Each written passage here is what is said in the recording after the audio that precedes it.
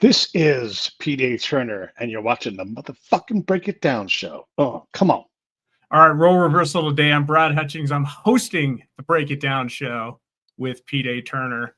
Pete's my guest. We may have a second guest, Ken Orrock, and we're going to talk about the Afghan shooter and Pete Hegseth. Pete Hegseth with our guest, Pete Hegseth. Anyway, Pete, how you doing today, man? Thanks for having me on my show. I appreciate it. It's fun for me to do this because the first media that should pick up the stuff that I have to say should be my own show. And so you're always a game host, and I dig that about you, man. And I like to see how you express yourself on my show because that's cool too, because it teaches me that, there's lots of ways to skin the cat. As long as the cat gets skinned, it's all we care about. Pete, this may actually be, is it the second time I've hosted the Break It Down show? I think it's the first or the second. You'd be surprised. I think even when I had you. Yeah, Robert Gates. Yeah. Go ahead. Sorry. The Robert Gates episode when that's right. When I wrote my opinion piece that the New York Times didn't take, but because he wrote a bunch of nonsense. That's right. So I wrote back. That was one time for sure. It is elite company because I think you mentioned it on a recent show. There's only been 2 or 3 people who have hosted the Break It Down show. And I don't think you mentioned me that day. That's why I got in my head I hadn't done this before. No, you definitely have at least once, if not more than once. But yeah, because we've done a couple of these kind of things. But you're great at this because we talk a lot offline, and I value your friendship and I value you being able to do this because this isn't easy to do. If anybody thinks it is not. And so I appreciate you doing this. Pete, I got my uncle's gavel right here. So nice. Court's in session. Nice. I value the clock that you have positioned behind you, so I can keep my eye on the clock without having to stare down here in the lower corner, which I can't read because I have bad eyes at 55. 2 things that came up, and I was just wondering. In fact, I called you yesterday and said, "Hey, what do you think of these things? Because they're like really in the news. And you and some of your buddies have got to have some interesting opinions on them. One is the Afghan shooter. I think the reaction to him has been, by the way, the dude's name is Ramanullah Lockenwell. And he shot and killed 20-year-old Sarah Beckstrom, who was a National Guard soldier on duty in Washington, D.C. Very tragic event. That's right. And of course, the concern has been, okay, why is that guy here? And everybody's like, well, we have too many people here anyway. Why are we taking in, these basically war fighters from Afghanistan and or Iraq, and what's going on there? And of course, my mind immediately goes to, are you going to scapegoat all these people? What about our buddy Johnny Walker? Where do you slot him in all this when, his story is out there? It's known. It's a real success story about somebody who helped our forces, came to America, helped our forces at the highest level, came to America, has made a success for himself, written a book, just been an all-around great guy, probably isn't likely to go shoot up anybody. Where do you slot him? While we're getting rid of everybody. So So I really wanted your opinion on that. So Pete, dig in. Yeah, the first thing is like Johnny's a great example. There's a kid that was an interpreter where I was in Tuatha. He's become a doctor, an American citizen and a doctor, and he was from Iraq, right? So we're never going to tell that story because not newsworthy, So when someone commits a capital crime, of course that's going to be newsworthy. But is that the norm, or is it the exception? And can we withstand the exception? It's always a tragedy when these things happen. And these are 2 people that were shot in the line of duty, and that's part of the job, right? I mean, if I would have been shot and killed, no one would even care about me. It wouldn't make the news. That's sort of the balance of this. That's not to be callous, but that's just the facts of when you have a military force. And when the boss is like, hey, it's dangerous in DC, we got to get some control over things, and 2 of the guards people there get shot, it kind of proves the point that we've got to do a better job of having stability and security here at home. It's not an endorsement of any policy or any president or anything else, but people get shot in places that are dangerous. Why is DC so dangerous? And is DC dangerous, or is this just a random event? And it appears that with this, and I don't know much about this news story. I don't really pay attention to the news, but here's what I know about Afghans. There is more than a small number of Afghans that did a thing called blue on green violence.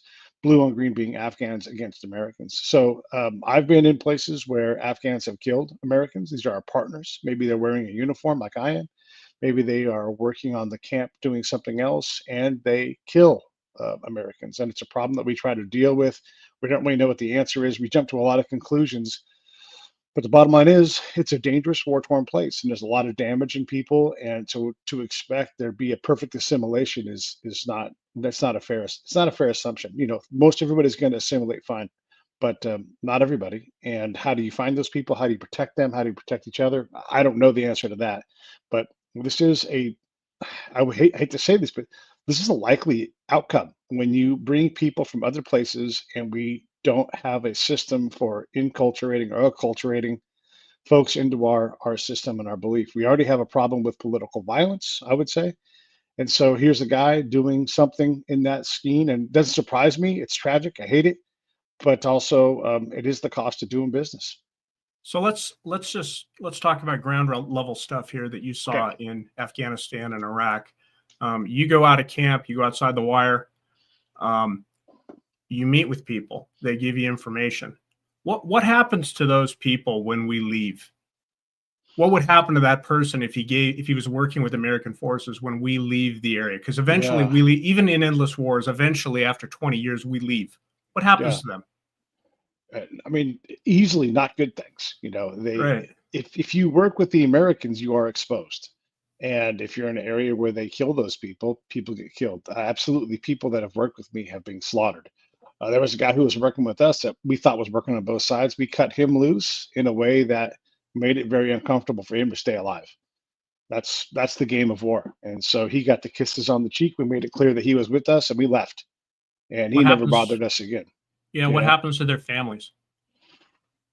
It kind of depends. I wouldn't assume gentle things, though. That relationship with us is dangerous. I still am in contact with one of the interpreters I had in Iraq, and he's always trying to get out of Iraq. He doesn't have the future there. He and he's fine, right? Like he's okay, right? But he's not. And we left him behind. And we left a lot of Afghans just popped smoke and left and didn't even tell them. And now they're like, I thought we were doing this together. And we abandoned them. Same thing we've done with the Kurds and a lot of other people. We will go crawfish the second we need to. And those folks are left to fend for themselves. Yeah, let's talk about Johnny Walker because he's an example that we know of from your Yeah. show, and more popularly in popular news culture, people are aware of him. What did he do in Iraq, and what effort did he have to make, and other people have to make to get him here? Oh yeah, he's a special case. So the first thing about Johnny, he's got a best-selling book, like you said. He's got a movie somewhere in production. I might have to take over that thing and get it made for him. But yeah, he worked with the SEALs. He worked with the SEALs and became beloved in that community. So much so that the SEALs of that era said, "You can wear the trident." He's not been through buds, never will go through buds, but they consider him a full brother because he was a hard dude and did hard things with hard men. And he also worked with me, and we did not soft things, but we also did dangerous things. So he was a fantastic asset. Was he the best interpreter I ever had? Maybe. I had a lot of really good interpreters. I was good at working with those guys. One of them was he's a green card holding American, right? So he's not, I don't know about now, but back then he wasn't a citizen. So he was fantastic. I had another guy also had been in America for over 30 years, was fully integrated, and he and I ran around. So he also was green card status. But of all of the locals, Johnny was easily the best. And any one of those three guys, and look, I had a lot of interpreters, and most of them were fantastic. But yeah, he was very rare in that. So he is. Let me interrupt. Let me interrupt Yeah. right there, which is when we bring these people over after conflict, or after we're done with them with conflict or whatever else, they're not coming here to work as Afghan or Iraqi interpreters. I mean, like they're not taking that skill set and bringing it here. We're bringing them here, and we're saying, dude, start a new life. Here's a place that's safe. Hopefully, you won't get shot. Yeah. Yeah, and when they do this, it's kind of very common, also common for them to get jobs within the system. They're like, all I know is how to do this, right? So Yeah, they have to figure it out, and so they go to enclaves because that's what you do. You go, where are my uncles? And this is Right. any kind of culture that comes in mass, and that's why Dearborn is Dearborn. That's why Flint is Flint, because that's where these people settle. So you go to your uncle, you figure out how to make a living, and you get that living, and that living you'll be able to see all throughout that area. Maybe they get a gas station, maybe they get a hot dog cart, and the folks start their lives doing whatever it is, and they work their way up, and they give their hot dog cart back, and the uncle passes it on to the next person. That's sort of how that path goes. Someone like Johnny gets over here, and you have to have money, you have to have the paperwork, and you have to have some timing. And he had the benefit of SEALs vouching for him and saying, "Hey, this guy's going to come with us." That's rare. It's rare to have someone dig in that hard and spend their time and their money to get someone over here. And it still took him about 10 years to get his citizenship. Now, I was proud to go to his swearing in when he became an American citizen. And he probably had the most dangerous group of people ever at a swearing in, because there was SEALs and dudes with blazers and jeans and t-shirts all around the place, you know. I mean, Yeah. I'm pretty badass, but I was in a room full of dudes that are badasses by brand, you know. And so Yeah. there was a lot of folks there, but that's how much they valued him. But he had a very special relationship that got him through the system faster. And even then, it's not been easy on him and his family. Now, his kids have enculturated fast; they're great. But Johnny has had to do a lot of things. Had his own PTSD. He went out into the desert and did some DMT therapy again with the SEALs because they took care of him like he was one of them. That's not the standard experience for Afghans. And the next time I get an unknown Afghan who reaches out to me because they find me through the show, they say, "I'm desperate to find Brad Hutchings, Mr. Brad Hutchings, The because Brad AI I worked expert. for him." Yeah. Right. I worked for him and I need to get to America. Please help me get to America. And they're desperate. I can't help them, you know, Yeah. Not even to if I mention, find them. it'd probably be the first time too. Yeah, and they're Yeah. desperate to get out of there, right? So they have the means to communicate. They're desperate to come here. Someone desperate to be an American. Think about that. I don't Yeah. have a good way to get them in the door, you know, and that assumes that they're not a threat. You don't know that, right? But you can't even get them into the zone where they could be evaluated on if or not they were a threat. Right. Um, is just backstory on Johnny is I think as I remember it, and again, I may be misremembering, it's totally possible. The altitude is high here. Uh, you had contact with Johnny Walker before he had contact with the SEALs.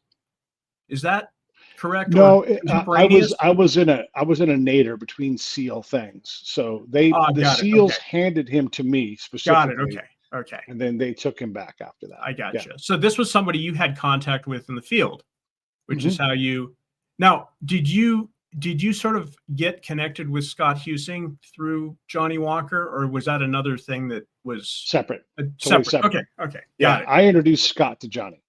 got it. Okay, okay. I mean, I knew there was overlap there, just which way Right, the overlap was. But you know right, what? This is important because I think what you need to understand about these people that helped us is it wasn't just like I provided 2 units of transactional help to this particular US force.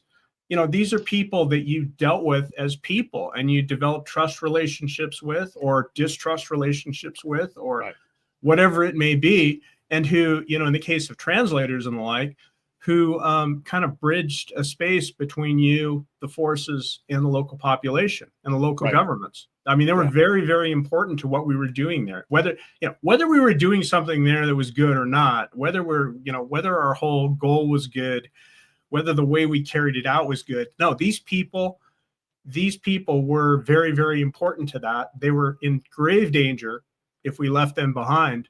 definitely. And not, when you were telling Johnny Walker's story, the narrative was we can't leave these people behind. And that Right. was that's how we all felt about it. So today when we wake up and everybody's like, why in the hell are they here? That's weird. Yeah, That's it is weird. Yeah, why I called you yesterday and said, this is weird. Why? yeah, yeah. And these guys are trying to build a resume so that they can show us, because we don't know what the guy before. No one knows that I had Johnny. No SEAL cares that I had Johnny Mhm, Walker as my main interpreter for a while. Nobody cares, right? So mhm. that person has to protect themselves. So they build a little resume. They build these sheets. Mr. Pete, said I was a great, and I signed that thing 100% on their side. It's not worth anything though, right? So nobody cares who Mr. Pete is. And so the next Army guy's like, yeah, whatever, man, who cares? So they believe they're building a resume to come to America. Mhm. They're working hard. In my case, these guys are going into dangerous places. And I tell them, I'm going to work the dog shit out of you, and you're going to be in danger all the time. And when you come back to camp, you're still not done working. I'm going to be writing reports. You're going to be talking to your buddies. You're going to be working that phone. And you're going to connect us into a network. Hard work, dangerous work. And you know my thing. Like, Yeah. if you don't know who I am, if I'm not, people aren't trying to kill me, then I'm not relevant. Well, guess who's standing next to me the entire time while I'm trying to pick us into a fight like that? So My what you're interpreter. saying, yeah, what you're saying, Pete, is that they're basically cold call salesmen who don't get the Glengarry leads. Oh yeah, and they could be killed. Right. You Yeah. know, it took easy job, easy And they were job. like, bye bye. Where So did who go? I think what we've established here is there's a reason that some of these people are here, Yeah. Yeah. right? Good I mean, reason. Yeah. they did stuff for us. They did stuff Yeah. for us at great peril to their own lives, to their families' lives, to their reputation, to, you know, if they do survive, to their status in their community, you know, Yeah. going forward, that we may have been in for 10, 20 years.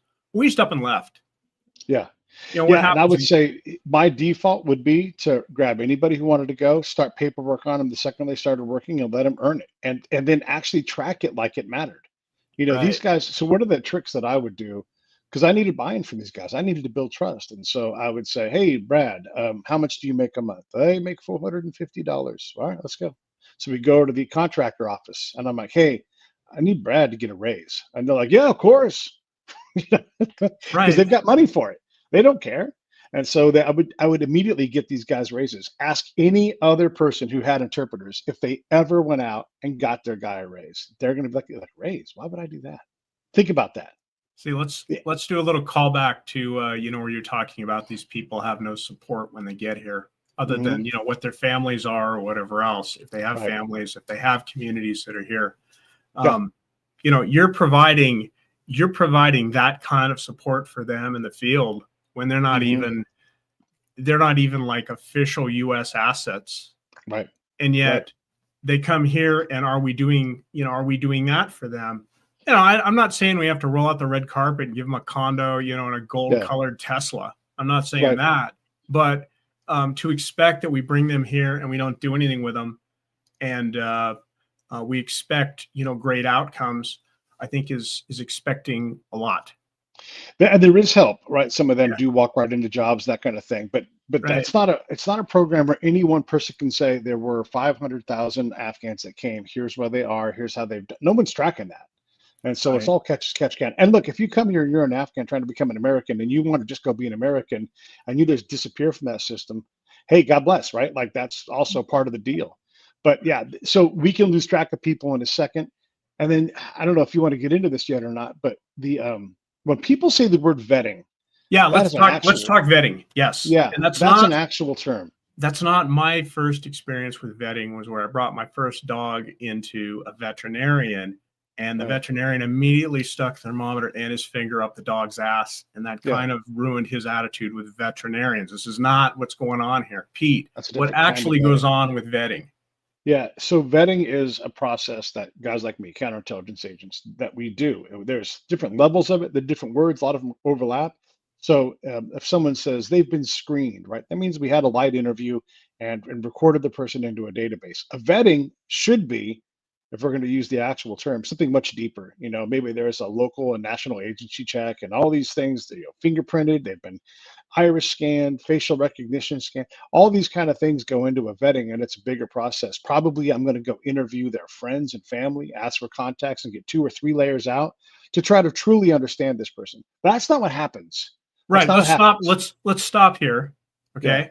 You said local and national records verification and whatever. We're at war with the record keepers.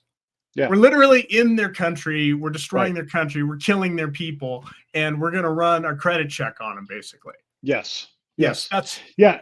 So here's the thing: is like the people that set these things up aren't the ones that execute the interviews, and so it's someone like me that executes the interview. I don't know what the intention is. I just know that I'm supposed to give an assessment of this person, and so I do my best. Look, in Pete's world, I want everybody to work on the American camp. I want them to get that candy. I want them to see girls. I want them to get barbecue chicken, and so they're like, Americans are awesome, right? mhm. And by the way, and this is what my job is and how I approach it. Not even all my peers approach it this way.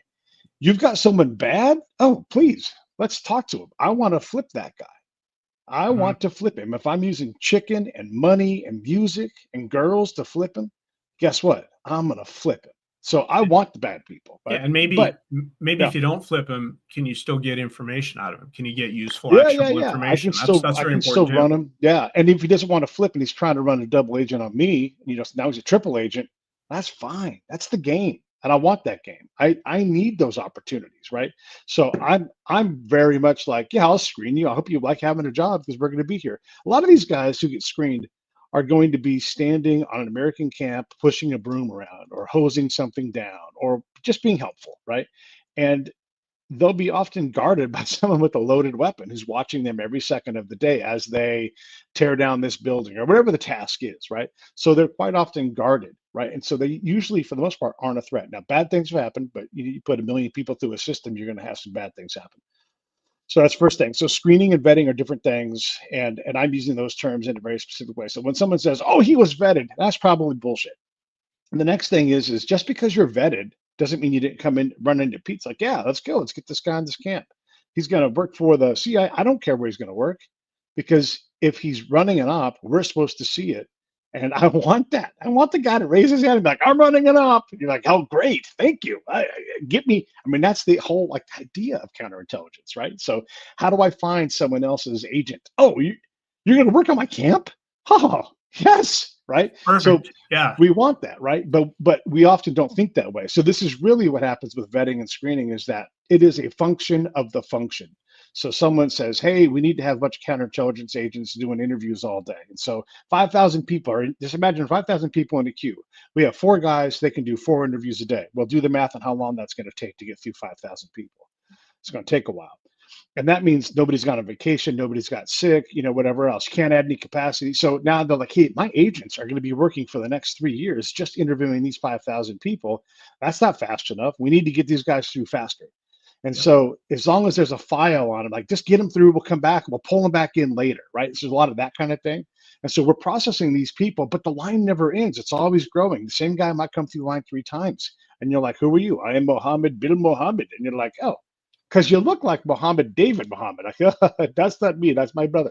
So you don't even know who these people are. You talked about the records. There are no records in Iraq, right? So the people who love records, us, are people who are like very strict, like this is how the system works. They'll say something like, well, that's a fake ID. And I'm like, man, I can go get you a fake ID that says that I'm somebody else. This is Iraq. I got $20. I can make anything happen. And they can't even understand, they can't accept that reality. So when someone comes up like, my name's Rala Muhammad, well, you have no idea who that person is, right? Also, they don't spell their name the same way we do. So we want these conventions that aren't there is no conventional there. Everything is made up. It's all about survival. And so if you put too much weight and pressure on this institution, it's not there to support it. That's why the Afghan government crumbled instantly as we left, which was always going to happen. So these people who are institutionalists, and we have to have institutionalists, like they're part of the thing. Like the word bureaucrat, that means these are office people who have power in the office, right? That's what bureau and crat means, office power, right? You need these people to do things. Otherwise, you don't have a post office. You don't get paid. No one works at the bank. So you need these people, but they are so in love and so enamored with the institution that they always assume the institution is right. And there is no institution like that in Iraq. There is no institution like that in Syria. There is no institution like that in Afghanistan. They have things that replace it. But if you ask someone for an ID, like, I don't know, I'll get you an ID. I always make the joke of like, I have Microsoft Word. I can make it say anything, right? Dr. Brad Hutchings authorizes me to enter to this facility. Who's Dr. Brad Hutchings? Oh gosh, you must be important. Come on in. Hey, Right? hey, I just That's want how to they say, treat Pete, it. you can do that with your Mojo Knowledge appliance too. But There you go. all that aside, it sounds like instead of leaving Afghanistan, hundreds of tanks, we should have left them thousands of file cabinets. Like that would have been I mean, the power move there. if they could even use them, Right. that's just not how they run their government. And it's not going to be how they run the new government either. So this is elders, dudes who have phones, and that's how they identify themselves. I am Brad's son, or Brad calls up my kid. I mean, this will sound anybody who's a parent. My retarded son just did whatever that thing Right. is. What do we do? And then the elder. So these conversations. This is my job, right? So I'd be there with the elders, my interpreters listening, like, oh, Mr. Brad's son, he is in hot soup. And so, like, oh, what did he do? Oh, he had ran over to some woman, and she is dead now. Now he must deal with this, right? So that's how they do all this stuff. It's non-traditional from our point of view. For them, they just call it dealing with stuff. So when you try to screen somebody and you're like, oh my God, they're associated with the Taliban, like motherfucker, Mullah Omar lives right over there. He's the big papa of the Taliban. Of course, they're all Taliban around here. How could they be anything else, right? And so what? So what? That might get him over to me. I'll talk to him. We don't run away from these people. So we have these really messed up notions on how we assess people. And by the way, as great as I am as my job, if you say, hey, Pete, talk to this person for 2 hours and tell me if he's ever going to kill anybody, I don't know. No idea. No Nobody idea. does. Yeah. Brad, we have a machine that will examine your biometrics. I'm going to bring Ken in. We have a machine that examines your biometrics, right, to kind of determine if you're lying or not, right? And so we'll rely on this thing. But the person's also freaked out because we all have guns and they're on American camp and they're desperate for a job. Do you think their biosignature would be a little bit inflated because of that? Man, so I'm not omnipotent. Ken is really smart, right? But we can't interview somebody for 2 hours and go, oh, this person will never kill anybody in America ever. Like, that's crazy on the face of it. And by the way, don't forget, there are 5,000 people at the gate. We're going to let some of these guys come in because we got to have people on the camp to do all this other job so our soldiers can do soldiering. And these guys can go burn trash and open boxes and break down cardboard, all these things that are labor jobs. We want these guys on the camp so they can make money, but we can't interview them all fast enough. And so the function becomes a function of the function, if that makes sense. So you have to have people screening and vetting people. You have to have this. Like, if every person who got a top secret clearance got a full investigation where they did everything, we'd never get done, because there are so many people that need reinvestigations and new event. You have to streamline these things. And so you start cutting corners. By the way, the contract company that comes in and takes over this stuff, they're trying to get these things done. Their job, get interviews done, get reports filed, right? It doesn't matter if they find good or bad people. It matters that they file the reports, that they do the interviews, that they make the meetings and keep the machine moving, because there's 5,000 people out the gate that we got to get in. Right. Hey, Ken. Hey, wait, how are we? We are good. Ken, I am hosting today. It's not Pete. Pete is a guest. He speaks at my discretion. Ken Orrock. Did I get your last name right? Yeah, Orrock. I've been listening to the show while I was on the road, guys, and I gotcha. So you know what we're talking about. I do. I want to get one little joke in here first. Which But wait, before we do, I want to make this joke, Brad. I continue to tell you it's Orrock, and you keep saying Orrock. So Orrock, like Oregon rock. I was trying to settle a bet discreetly, and you win. It's okay. It's a common mistake throughout my life. So yeah, well, I think you should be a country music producer, Ken Orrock. That would be a great country music. Oh, rock and roll. Right, exactly. Just kind of a yeah. So so my little joke is that now I'm going to go to sleep, terrified that there's some Mohammed Bradson out there that's going to end up in the news for killing somebody. Thank you, Pete. Ken, I don't know how to put you in the main layout. I can't figure it out here, even though I'm running the show. Maybe Pete can. I can. Just slide him over like that. Click and slide his face. Yeah, on the screen. Click and slide his face. Look at that handsome devil. Yeah, it doesn't work for me. Maybe because you're in control. Maybe. So Ken, tell me something. You've been listening to this. There's a lot of with this Afghan shooter guy, Ramanullah Lakanwal. There's a lot of discussion that he was vetted by the Trump administration, not the Biden administration. So what difference does that make, if any? Well, I think the level of scrutiny probably depends on the level of emphasis being given by the leaders on it. I don't think there was any emphasis on vetting or screening during the fall of Kabul and the immediate aftermath of everybody coming in. So it may or may not have increased. I'm not in the know. I'm not really sure on that. But I know our traditional methods of vetting and screening, as Pete's already discussed here today, just are ineffective in this type of situation. I mean, as a counterintelligence agent, my first and foremost go-to was what Pete said earlier, the lack and the knack, the local agency check and the national agency check. And that's impossible to carry out in this situation. There's the change in names, as was discussed. There's the lack of written records. And there's the inability to necessarily go even one layer deep, if not two or three, as Pete discussed earlier.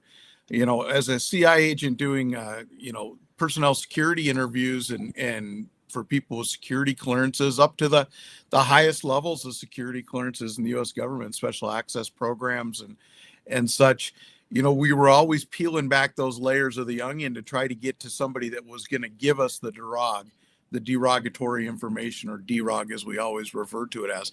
We didn't really care about the person that was put on that list of who we should look at as a reference. We only use them to get to the next person and the next person and finally get to somebody that get it. So I don't know if there's any difference between, administrations, that final adjudication of whether somebody is entitled to whatever access or to come in the country, that might be influenced, but the investigative part is pretty much the same, I think, administration to administration. Bit more about this guy's background. He's been in the U.S. for a while. Yeah. People are talking about meeting him in 2022 at his home in Bellingham, Washington. So are we doing ongoing vetting of these people? Is that a thing? No, I don't think it is. And Yeah. and when I hear this, and this is a phenomena we've seen in the last 50 years, a big change from how immigration, I think, was in the United States in the late 1800s and early 1900s when my family came to the United States, is that there is an absolute lack of assimilation into our culture. And that should be of a concern to us. If after 5 or 10 years, a person is still not assimilating into the culture, that tends to be indicative of maybe some deeper problems or some reasons that this person does not want to join us in our values. It seems that is an emphasis in some place we need to look. I mean, Teddy Roosevelt had some famous speeches back in the day talking about, someone has to come to the United States, they need to learn English, they need to assimilate into our system. A famous story in my family, when my great uncle went to school for the first time in Los Angeles in the early 1900s, he didn't speak any English. He only spoke Italian. And he came home from school an hour later with a note pinned to his shirt saying, "Send him back when he can speak English." We don't do that anymore. I don't think that was right. I don't agree with it, but we're allowing some of these communities to insulate themselves so much that it becomes almost impossible for us to do ongoing vetting or looking at it because they're not assimilating into the culture. I had the privilege a couple years ago to go to Minneapolis to drive a fellow veteran to the VA hospital there, and then they had a specialty appointment at one of the downtown hospitals that was actually in the middle of what they call Little Mogadishu. And it literally made me feel as if I were not in the United States anymore. The street signs were no longer English, and those things. And then from a security standpoint, is that a concern? Is that something that we need to look at for ongoing vetting?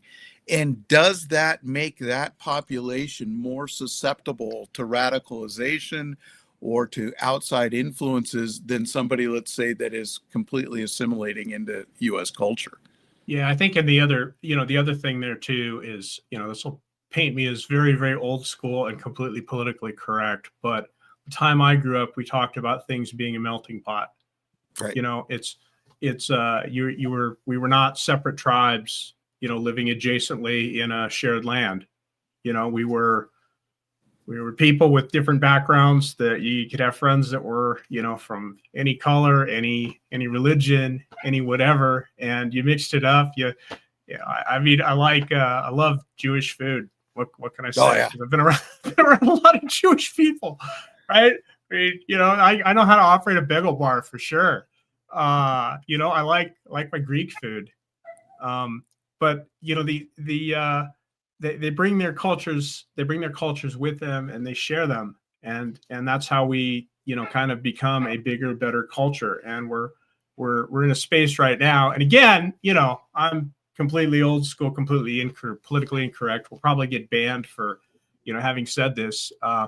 But now we take Group A from here and we put them in Space A and insulate them here, and we deal with, you know, whatever the fallout is of that, which is they don't care about us. We don't really care about them. It's kind of a terrible thing. Right. You know, and one of the stories that's not getting as big a play, because thank God the amount of death and damage didn't occur, is this Texas incident with the other Afghan national that the arrests were made recently. And they're saying, you know, he's been in the country 4 or 5 years, but he's still not speaking English. He's still doing everything in what's the proper term for the Afghan language? Dami? Yeah, Darby? Dari. Yeah, Dari. You know, and showing a complete lack of any attempt at assimilation. Again, as the grandchild of immigrants, you know, seeing how my family came, not speaking the language, adapted, and there was very much prejudiced even against certain Europeans in the early 1900s. I mean, Italian Americans in my family, there was very much discrimination. You couldn't get certain jobs. You weren't expected to live in certain areas and stuff like that. But what they did, and all of them being members of what ended up being the greatest generation, is they all served during World War II, even as immigrant children and stuff. They all worked. They all, you know, went on and you know, some went on to get educations. But of the 5 in my grandmother's generation, 4 of the 5 became millionaires in their lifetime, which, you know, meant that they had to learn the system, work within the system, and become fully Americanized to do it. What that is contributing to this, I don't know. Somebody someday will do some studies on this and they'll look back and say, hey, this is where we failed. But I know that from a counterintelligence professional's viewpoint, it is very difficult to do a proper vetting and proper security investigation on people that are living and operating within an insulated community where even if somebody supports the United States, because I'm not of that community, they may not be honest with me when I come asking for the information and knocking down the door, because I'm an other to them. Yeah. Hey, by the way, just like Pete, lest you think that assimilation is only a problem that we have with immigrants. You just try dropping a y'all in Southern California and see how that works out for you. I do it to piss people off.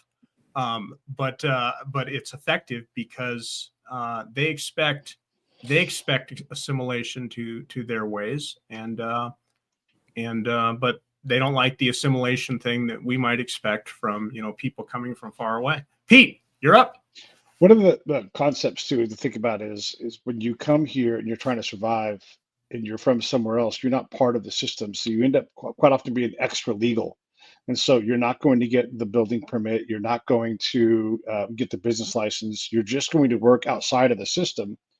And if we aren't good at capturing that, and I'm not saying arrest, I'm not saying punish, but if we're not able to help that person get within the system, they will build their own system outside of the system. And this will sound like the mob or whatever.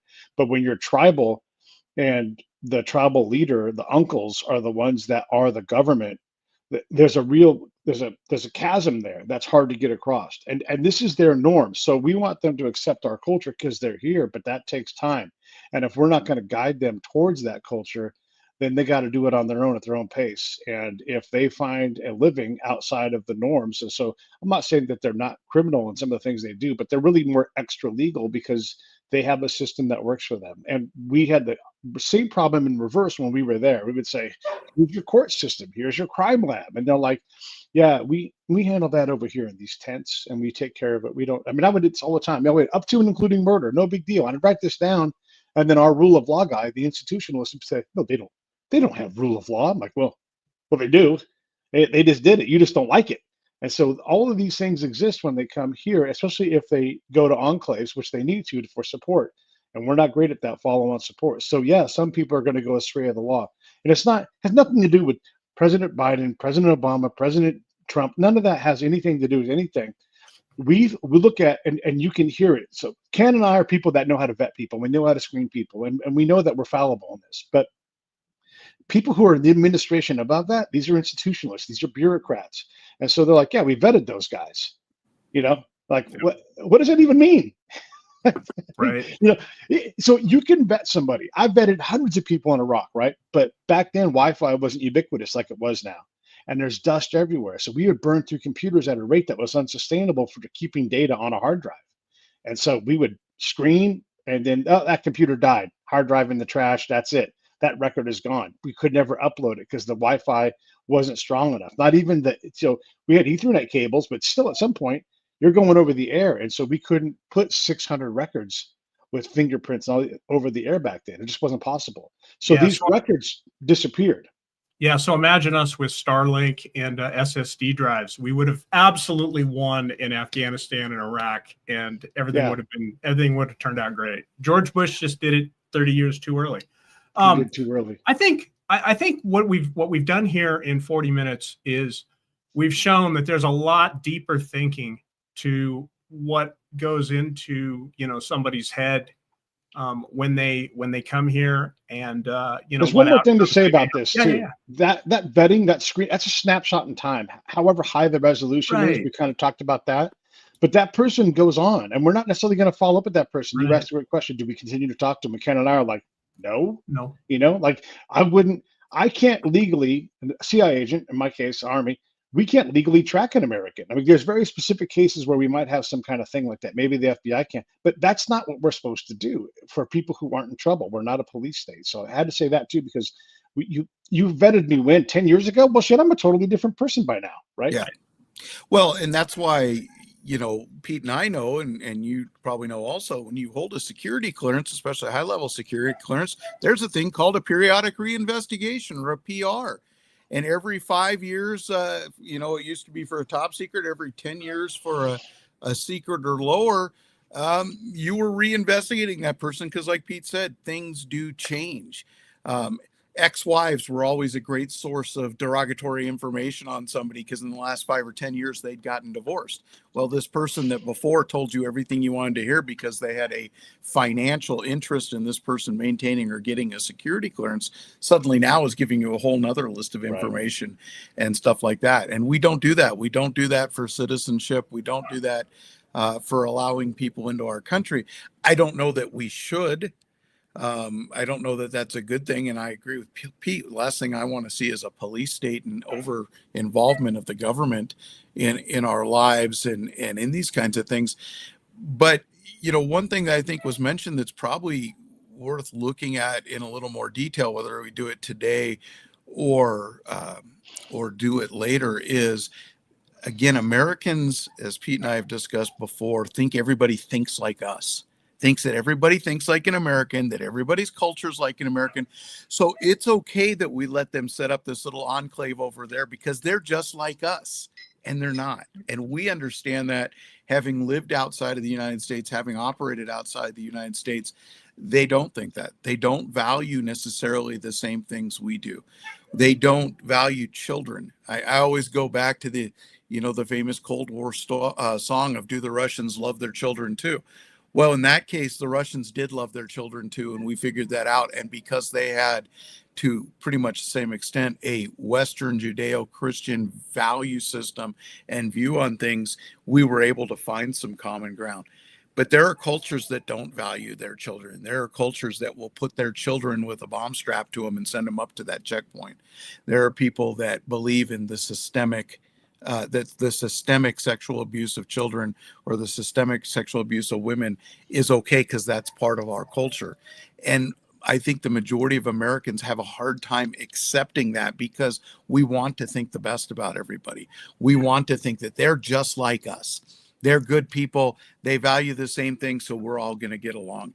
And until we break that stereotype that everybody's just the same, and we actually give the level of scrutiny that's needed for certain groups of people in certain cultures, we're damned to keep repeating the same scenario. Yep. All right. Let's switch gears. We had a second topic we promised the people, and that is the Venezuelan boat situation. one of the things I think Pete Hegseth over to my right on the screen, Pete Hegseth and I kind of agreed with was there is no way that Donald Trump, Pete Hegseth, or the admiral that's getting the blame now was in the moment making decisions. I don't buy it. So I'm going to leave it to you guys who are experts in this and have been in these situations to tell us what's up. Pete Hegseth, you're up first. So I've done targeting. I've been the person who gathered the intel. I've tasked assets out to get more intel, and I've watched the boss make his decision up, down. Are we going to kill this person or not? Right. And you put a whole number of packets. Here's who we think we should go get. And here's where they're at. And here's why I think so. Right. So you put a packet together, just like General Soleimani, his packet was on the president's desk any number of times. And just finally it was his turn, and he got. So that's how this targeting thing works. Nobody is ever looking to kill civilians on purpose. That's not what we do. Does it happen? Yes. Combat operations, anything can happen. So nobody's looking to blow up a fishing boat. And the boss is not some idiot. He's a person who's got, like, if you're a full colonel and you run some kind of naval asset, you're a commander, you've got 2 master's degree, you probably have a PhD, and a deep knowledge in how to do operations. These aren't people that have a degree in French horn and then go become they might have that degree, but then after that, it's all operational. And so if you're in a brigade size, 5,000 people, staff room, you're going to be surrounded by very intelligent people who've gone to Harvard, they've gone to Princeton, and they've been trained specifically and mentored constantly. So now that's the commander. He's sitting there and he's listening to everybody say everything and all his experience and all his risk and all his responsibilities on the line. And he's going to say, Pete, I don't hear it. I need some more SIGINT. Get me a better location. Get me a second source. I got to go back and design an operation and task out to Ken that's on the ground. I need more, because we're not just going to go blow somebody up. Intel can be bad, right? And so it's not just some game where they're like, hey, there's a boat over there. Let's blow it up and blow it up again. There's another thing too to understand. Combat operations are combat operations until someone in charge says combat operations over. Now we're going to a next phase, recovery, whatever it's going to be, provide aid. So if your job is to sink the ship, they'll do a battle damage assessment after it's been hit. And if it needs another round, it's going to get another round, because the mission right now is sink the ship. And then once that mission is done, they go, okay, what's there? Okay, oh, there's people there. We'll rescue. So the same person that was shooting at you will get aid when you start the aid section of that. So to think that these are unprofessional people who are untrained, not smart enough, it's nothing to do with Donald Trump, nothing to do with Pete Hegseth. It's all about the professionalism of these people. Nobody is trying to kill on purpose fishermen. It can happen, obviously, because it's war, but we have the best. There is no country who's better than us at preventing that kind of damage.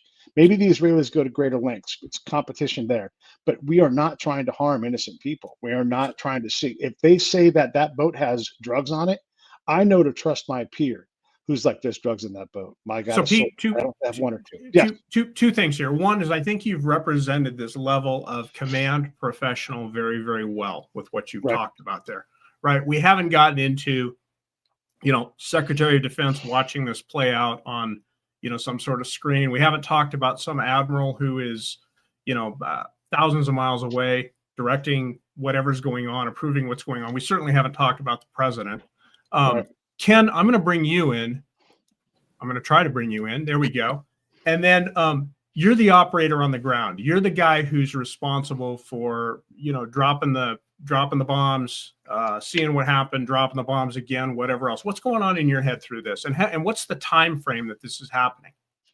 Well, I mean, I've never been the guy pulling the trigger on to take out a boat, just up front with that. And I'm going to do something I've never done on any of Pete's shows or anything before. I'm going to use a pretty harsh word. This whole thing's fucking insulting to the professional military. Yeah, exactly. 100%. Right. This, the way you look at that, you're given a target to take out, and you're taking out that target. Those of us who have been in the military, we all learned the laws of war and rules of war. And you can't use a 50 caliber machine gun on troops, right? So you aimed at their canteen. You took out the canteen with the 50 cal. They were there to take out the boat. They were given the order to take out the boat, and they're going to take out the boat. Now, once that target is taken out, is no longer a threat to the American people, is no longer going to be able to do. And like Pete said, you look at shifting gears. But to say Trump versus Biden versus whatever, this 3-star admiral that was calling the shots with that SEAL trident on his chest, No. guess what? He was an admiral 10 months ago under Joe Biden, too. Yeah. He was an admiral probably 5 years ago, because he's got 3 stars on him now, the first time Trump was in. And guess what? He was probably a captain and coming up through the ranks under the Obama administration. So there is no change per se to the professional military force in a dramatic way, the way people would make you think, oh, this is a Trump admiral, this is a Biden admiral. How freaking insulting is that to us? You know, it's one thing when you talk about, you know, bad enough when you talk about something in the Supreme Court. Oh, this is a Republican appointed justice. This is a Democrat appointed justice. These are professional military folks that have dedicated a life of hardship and study to their craft, and they're not out there pulling the trigger indiscriminately and wasting ordnance on things. The professional. What's the time frame here? What do you think the time frame is? I mean, is there enough time for, okay, we hit the boat, and then somebody's going to get on signal with Pete Hegseth and say, hey, dude, we hit the boat. What do we do next? And Pete's going to call up the president and say, Don, we hit the boat. What do we do next? And then they're going to make a decision. They're going to, okay, next you guys are going to do this. This is too spread out. This is taking too much time. The people that have eyes on, whether it's through some type of imagery intelligence or IMINT or SIGINT or whatever, are going to be looking and saying, hey, the boat is still floating. Okay, now take the point of view from a naval officer or naval professional. If that boat is still floating, what does that mean? Well, first of all, it's now a hazard to navigation. Yeah. And if the Navy hadn't gone on and sunk it, or the Marines, and I don't know who actually pulled the trigger, at some point in time, we would have had to send the Coast Guard over there to sink the boat anyways, because it was a hazard to navigation. 2, is that product destroyed? The whole point of this is to keep that product from reaching the United States, or those substances. Is it salvageable? Well, what good does it do to hit the boat if the contents are salvaged and still reach the United States? So in a timeline, somebody had eyes on it. They said, hey, this thing is still floating. It's not burning enough that we think it's going down. We're going to strike it again and make sure it goes to the bottom of the Caribbean Sea. And that decision level is probably a lot lower. Oh, yeah. You're talking at the tactical level. You know, he's probably calling back to his, you know, combat operations center on board, whatever the command ship is. And you've probably got somebody at the 06 level, a Navy captain, an Army colonel, that's running that tactical operations center, or that combat control, as they might call it in the Navy. And they're getting the imagery saying it's still afloat, put another one into it. They certainly aren't calling to Pete Hegseth and seeing this. No. One of the biggest mistakes we've made historically is when we allow that to happen. You know, it happened in Vietnam where they were targeting from the White House. I'll give you an example more close to home for me with Kosovo, where we had Wesley Clark sitting there looking at image intelligence and deciding who we're going to target. And I can remember him ordering us to target a crane, a building crane that was driving down the road, because he was absolutely convinced it was a Scud launcher. You got this long tubular thing coming off the back of a semi. It was a building crane, but Wesley Clark is ordering, you know, the commander of the Allied Rapid Reaction Corps to take it out because he was bound and determined that it was a Scud launcher.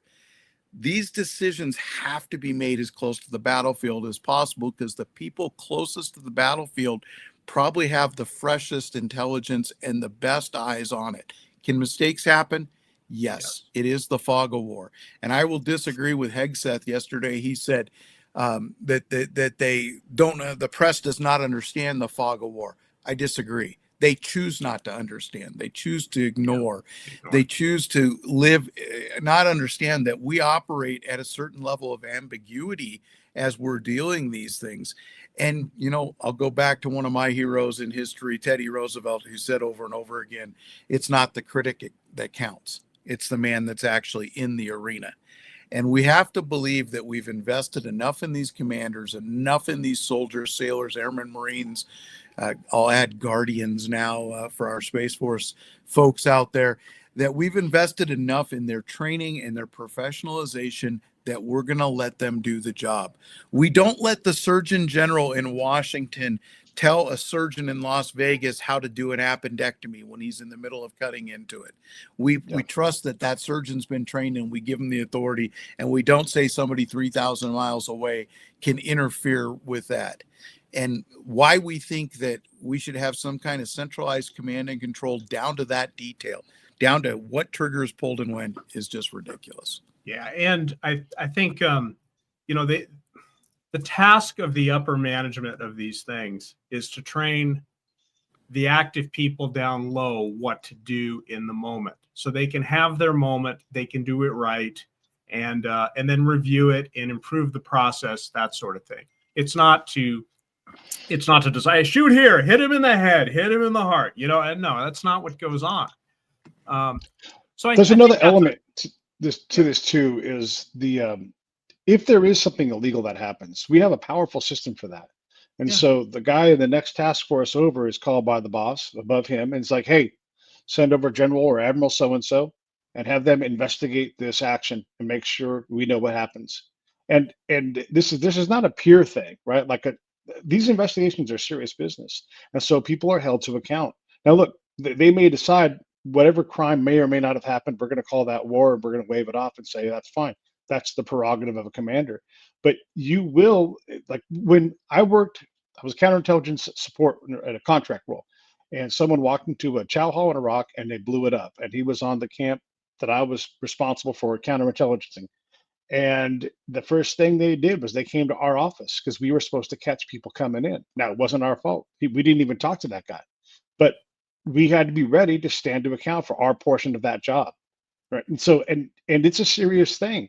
These guys aren't there to harm anybody, but they're also there to do a job. And so everybody gets out of the way and they do all the investigation that they get. They talk to anybody they want. It's a thorough looking up under the skirt. And it's not something that we take lightly. So when that commander makes that decision, they understand that they can be looked at and scrutinized. And so when they have the confidence, it's their command, it's their career on the line. And so they don't take these decisions lightly. Yeah, not only can be, but will be. This is not exceptional that we review these things. This is anytime there's an action or whatever else, there's somebody independent who's going to review that and pass their blessing or escalate it to investigatory status or whatever else. We don't just do these things and leave them. I think that's another piece of this that's important. We're up against the hour. And it's been great hosting the show. I appreciate you. I appreciate all you do, Pete, because this is difficult, man. I just clicking and moving the people around is a lot of work, let alone coming up with something interesting to say. But having two interesting guests helps a lot. Ken, what would you like to say in closing? Well, I think the most important thing right now is this polarization amongst the public that, it's got to be somebody's fault. We've got to pin it on the other team every single time. Oftentimes when you have a breakdown in the system, there's enough blame to share across. And if we're just so busy blaming everybody else, we're not going to fix the system that allowed it to happen. So people need to take a deep breath. They need to sit back. They need to realize that mistakes were made and people are trying to correct them. And that's going to be part of the process. But they also need to understand that for the first time in my lifetime, and I've been dealing with the war on drugs since I was 19 years old and first became a deputy sheriff, that we're actually fighting a war on drugs. We're actually on the offense in this war on drugs. And we can talk, and it's a whole nother show on, why we're targeting Venezuela and what's going on there. And there's a lot of deep subject to that. But regardless of that, there's nothing wrong with what's happening now. We have tens of thousands of people dying every year. And the fact that we're using our full force at this point in time to stop that from happening as best we can. It's not pretty. Nobody likes to watch how sausage is made, but everybody likes to eat sausage.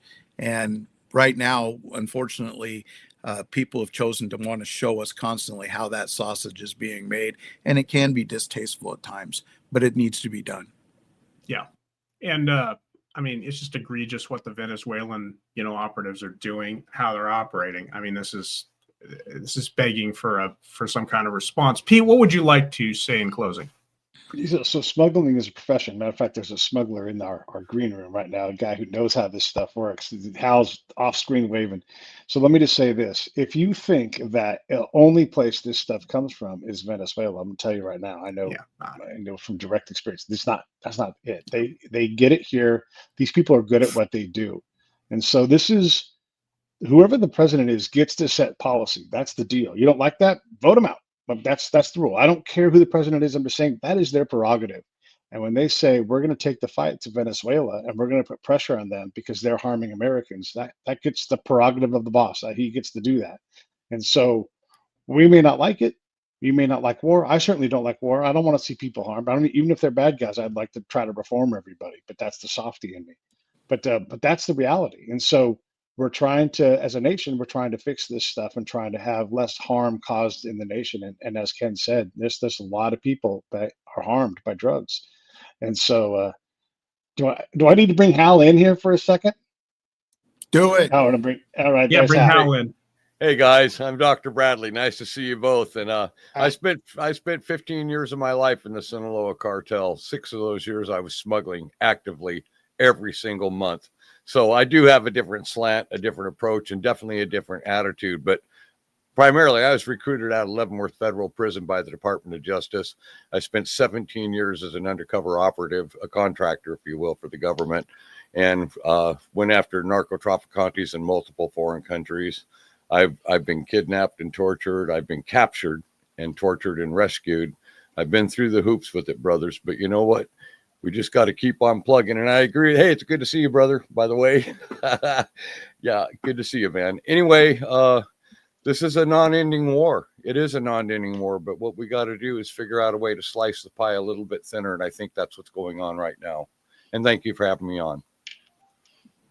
All right. Well, I'm Brad Hutchings. What you saw here today was perspectives on these two issues that you're not going to see in the mainstream media. You're only going to see this in podcasts where you have real thoughtful people on the ground.